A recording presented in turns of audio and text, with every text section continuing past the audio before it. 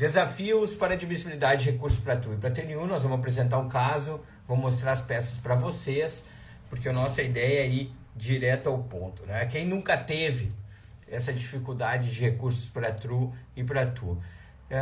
Eu venho trabalhando isso há um bom bocado no escritório. Eu acredito que recurso para TRU e para TNU é treinamento, é muito treinamento. Treinamento no sentido de tentar deixar o recurso mais claro possível para demonstrar, primeiro, que não é uma questão de direito, nem uma questão de provas, mas sim, que não é uma questão de processo, nem uma questão de provas, mas sim de direito material única e exclusivamente. Esse é o nosso objetivo, que é a única possibilidade dos processos subir. Toda vez que nós vamos trabalhar, eu tenho, como eu trabalho aqui no Rio Grande do Sul, a gente para TRU tenta trabalhar com as turmas, obviamente tem que trabalhar com turma do Paraná e de Santa Catarina, então dependendo da sua região vai ter que procurar de outros estados, e se o recurso for para TNU, qualquer estado fora da tua região, eu não posso trabalhar com recursos da Santa Catarina nem Paraná, tem que ser então do Paraná para cima, bem como decisões da própria TNU ou do STJ, tá? Então esse é o ponto número 1 na questão dos recursos para TRU ou para TNU, tá? Eu tenho alguns estados que eu gosto de trabalhar, que a gente tem mais, a gente encontra mais decisões, né? Mas isso a gente vai desenvolvendo com o tempo, né? A gente vai buscando. Um ponto muito importante, que na realidade são 3 pontos bem importantes. Primeiro, nós temos que conhecer o regimento interno da TNU. Isso é imprescindível conseguir conhecer o regimento interno. Não se preocupem, porque amanhã nós vamos ter uma postagem, eu quero trazer para vocês e colocar ali o número do regimento interno da TNU. Segundo ponto, nós conhecermos os enunciados do FONAGEF e também as questões de ordem da TNU. Então são esses 3 pontos que a gente tem que conhecer. Por quê? Porque muitas... Como não existe um CPC, né? Como não existe um CPC da turma recursal para fins de recurso, os requisitos de todos os recursos para TU e para TNU nós vamos encontrar ou no regimento interno, ou nas questões de ordem, ou nos enunciados do FONAGEF. Tá? Os links amanhã, eu vou deixar todos eles na postagem de amanhã para vocês verem. Tá? Bom... Então, esse caso aqui, eu vou fazer a leitura do caso aqui, já entrando nele, né? Era um recurso que trata-se de um recurso interposto pelo INSS, então eu ganhei eu tenho uma sentença procedente, o INSS recorre, uma sentença que julgou parcialmente procedente um pedido de auxílio-doença, concessão de benefício de auxílio-doença, de 2 períodos, de 10 de 19 a janeiro de 20 e de 6 de 20 até 7 de 20. Esse foi o objeto do processo, então benefício por incapacidade, e a gente tem a sentença procedente. Na turma recursal, então, sustenta que a parte autora não realizou o requerimento administrativo quanto ao 2º período. Então, houve ausência do requerimento administrativo para o 2º período. Por quê? Porque, como vocês viram, são 2 períodos diferentes. Um de outubro de 19 até janeiro de 20 e outro de 6 de 20 até 7 de 20. Então, são 2 períodos. Para esse 2º período, não foi feito um requerimento administrativo. Então, essa é a divergência. Entendeu a turma recursal? Então, nesse contexto, o juiz sentenciante determinou a concessão do benefício. Entretanto, não há notícia de que a autora tenha realizado o requerimento administrativo no período de 6 de 20 até 7 de 20.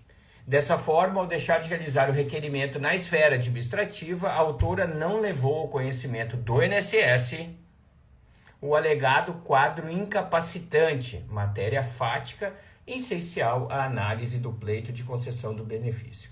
E aí, por esse motivo, então, a turma recursal entendeu que a minha cliente não tinha direito ao 2º período pela ausência do requerimento administrativo. Esse é o processo. O que eu tenho que fazer? Eu vou ter que conseguir um laudo paradigma. Sem laudo paradigma, eu não tenho recurso para TRU, nem para TNU ou para qualquer lugar. Tá? O laudo paradigma é essencial. E aí a gente começou buscando esses laudos paradigmas para tentar encontrá-lo. Tá?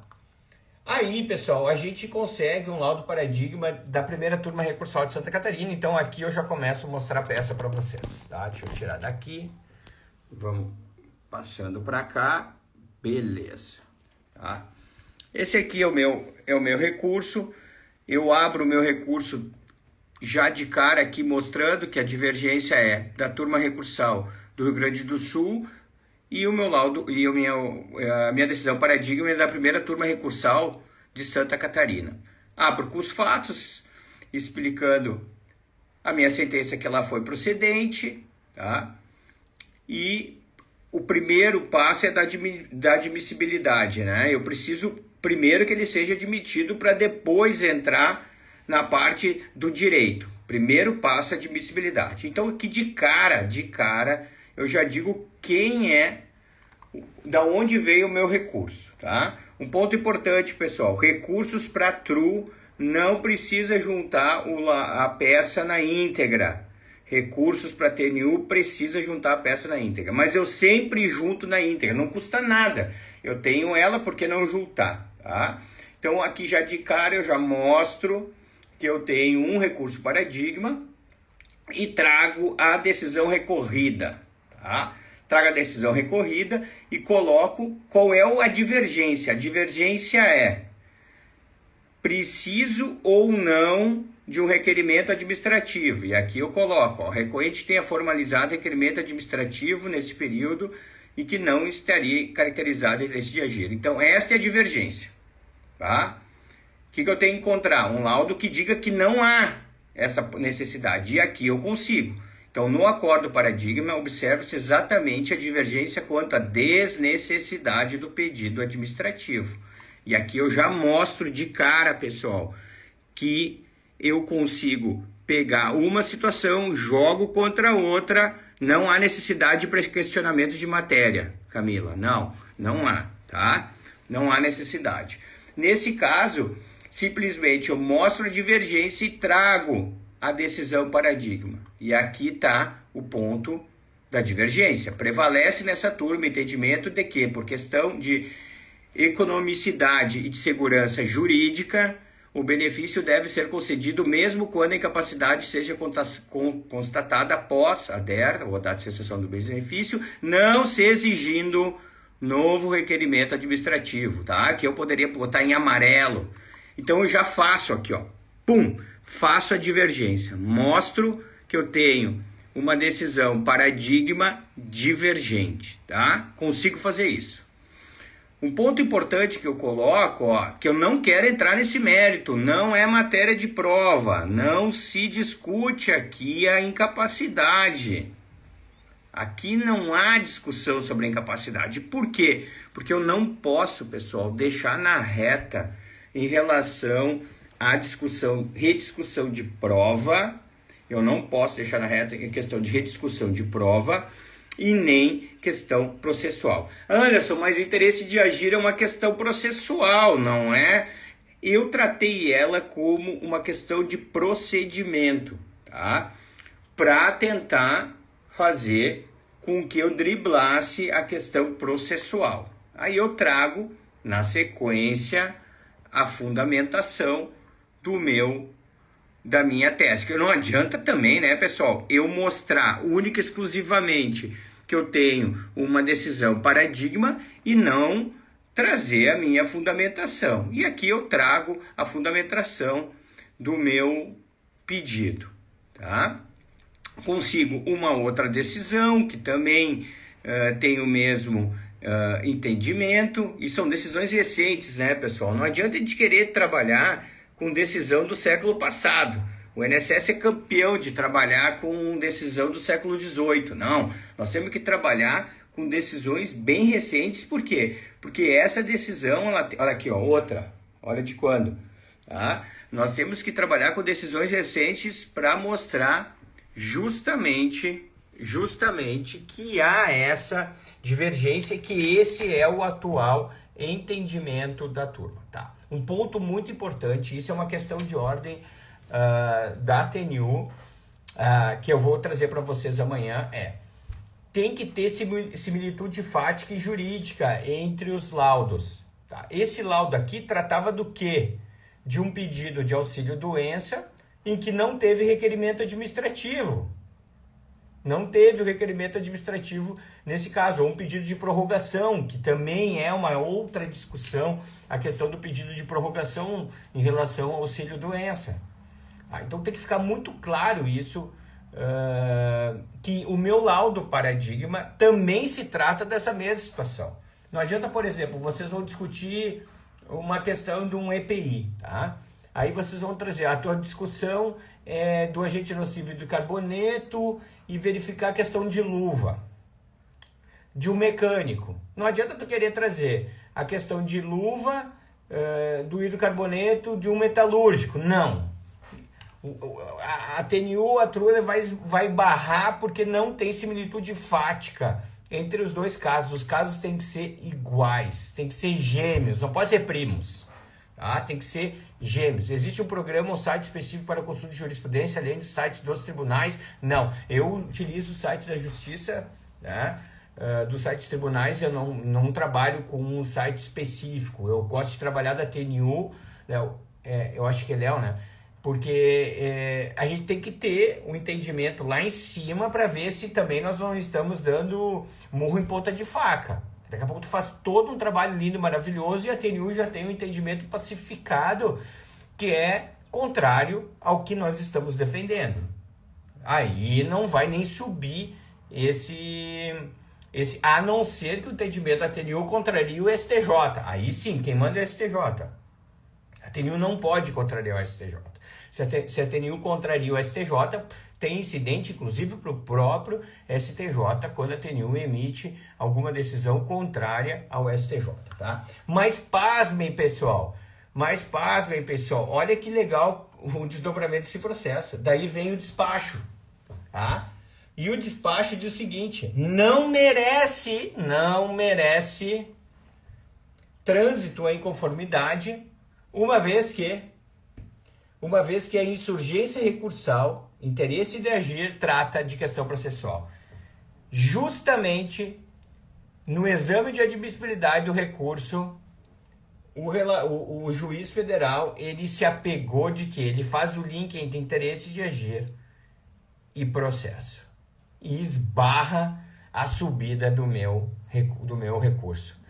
Mas qual a dica para pesquisar, pois às vezes não obtenho sucesso procurando decisões? Mas aí, Alexandra, nós temos que conhecer os próprios tribunais, né? Eu uso o Rio Grande do Norte, eu uso o Sergipe, que são tribunais que eu costumo fazer com meus recursos subam. Tanto é que uma daquelas decisões de inconstitucionalidade, se eu não me engano, é do Sergipe, tem uma que é de... Não, é do Sergipe, uma das inconstitucionalidades, o Tribunal de Sergipe eu gosto de usar, e o Rio Grande do Norte. São Paulo, Rio, dificilmente eu consigo. Paraná, eu consigo utilizar a terceira turma recursal do Paraná. Então, conforme a gente vai lidando, fazendo as pesquisas, a gente vai encontrando turmas recursais que têm um entendimento mais garantista em relação ao segurado. Mas olha que interessante, né? Pô, Anderson, tu me trouxe aqui justamente para a gente trabalhar uma questão que o recurso não subiu. Não, pessoal, ele subiu. Essa aqui é só a primeira parte dele. Então, no primeiro exame de admissibilidade, ele não sobe. Isso, é esse site, Silvia, que eu uso, ó, justifederal.jus.br. Isso aí, Silvia, esse aí, que é um site que pega todos os tribunais. Obrigado pela dica, olha aí a Silvia dando a dica em relação à turma. E aí, dentro desse aí, Silvia, eu seleciono essas turmas recursais que eu comentei. Obrigado. Aí, então, ele não admite o pedido de formalização. Bom, quando se não se admite pedido de formalização, nós temos uma situação para fazer. A gente pode fazer um agravo.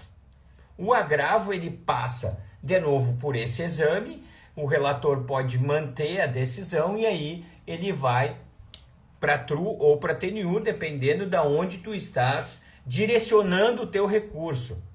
Se tu está direcionando o teu recurso tanto para TRU quanto para TNU, primeiro ela tem o julgamento da TRU e depois ela tem o julgamento da TNU. Tá? São dois exames de admissibilidade. Pode ser que um não suba. Por que pode ser que um não suba? Porque tu não fez tu não conseguiu um laudo, uma análise, uma decisão paradigma, tá? E o outro, ele pode subir da TN1 porque tu conseguiu, tá? Mas sempre a ordem é TRU primeiro, TN1 segundo. Então, nós temos aqui o recurso inadmitido. Quando veio esse negócio de recurso inadmitido, eu reuni com o pessoal lá do escritório e disse assim, caraca, cara, mas tem alguma coisa errada? Eu li alguma coisa a respeito em relação a essa situação. E lembrei que tinha um processo julgado na TNU, que tinha sido admitido na TNU, um tema da TNU que estava sobrestando os processos. E que o meu processo se encaixava perfeitamente num processo que estava sobrestado. Pessoal, por isso é muito importante vocês acompanharem de perto tudo que está acontecendo na TNU. Eu não perco uma sessão da TNU, eu assisto todas as sessões da TNU. Galera, é só ir lá, geralmente é na última quinta-feira do mês. Vocês entram lá no YouTube, põe lá, sessão da TNU, deixem ela na segunda tela de vocês, põe o volume baixinho e vão escutando e vão trabalhando. Aquilo que chamar a atenção de vocês, vocês anotem o tema 285. Depois da sessão, vocês veem o desdobramento da sessão. Não teve hoje, Camila, foi a semana passada, entre a penúltima e a última, tá? Foi semana passada a sessão da TNU. Inclusive, eu tinha um processo para sustentar, o tema 284, e foi retirado de pauta, tá? Então, deixa eu mostrar para vocês que eu fiz meus embargos de declaração, tá? Fiz meus embargos de declaração trazendo, né, uma situação muito específica, que eu trouxe um tema de Pernambuco que foi afetado pela TNU em 16/10/20, que dizia o seguinte, ó, saber à vista do decidido do tema 164 TNU, quais as consequências da ausência de pedido administrativo de prorrogação do auxílio-doença, cessado por alta programada na postulação judicial de reestabelecimento do benefício. Era exatamente o que aconteceu. Eu não fiz o pedido de prorrogação. Como eu não fiz o pedido de prorrogação, eu única e exclusivamente, eu peguei e entrei com um processo. Trato sobre o princípio da segurança jurídica, trazendo na própria resolução 63 do TRF da 4ª Região. Falo sobre o artigo 313, inciso 5, alineado CPC, que fala sobre o sobrestamento dos processos, e peço, o meu tem que ser sobrestado enquanto esse processo não for julgado. Então, a TRU, no exame de admissibilidade dela, estava errando, ao não admitir o meu recurso, justamente porque tinha um tema igualzinho ao meu tramitando. Agora, se eu não tivesse juntado uma decisão paradigma que se encaixasse na minha situação, não adianta ter sobrestamento do tema. Por quê? Porque eu não cumpri um requisito mínimo, tá? E aqui, então, sai um novo despacho, até eu não abri ele aqui, deixa eu abrir ele aqui, sai um novo despacho, agora, nesse mês, dizendo, em relação à petição de folha 93, realmente, trata-se de embargos de declaração, alega embargante tal, em que pese não se tratar de hipótese de cabimento de embargos de declaração, pois não há obscuridade, contradição. Claro que há, ele está se contradizendo. Eu poderia ter entrado com agravo e ter resolvido com agravo, tá? Mas eu sempre tento embargos de declaração. E aí ele admite, então, desde logo ele mantém sobrestado, suspenso esse processo até a análise do tema em discussão. Então foi exatamente isso que aconteceu. Deixa eu só mostrar para vocês aqui também, já para dar o nosso encaminhamento. Aqui, pessoal, tem uma fonte muito interessante, a FONAGEF, Fórum Nacional dos Juizados Federais. Amanhã eu mando o link para vocês. Aqui tem várias dicas super legais. E também as questões de ordem da TNU, tem uma super recente, ó, de 1º de setembro, que fala o seguinte: o fato do juiz ter funcionado no processo originário não implica impedimento em determinado e nem determina sua exclusão da distribuição da TNU para funcionar como relator. Então, o juiz que julga o processo, que está errado, né? O juiz que julga o processo e julga improcedente, depois, se ele subir para a TNU, ele pode ainda manter ele pode se manter dentro dos que irão decidir, inclusive ser até relator do próprio caso, o que é algo que não faz, né, nenhum sentido ele fazer isso, né?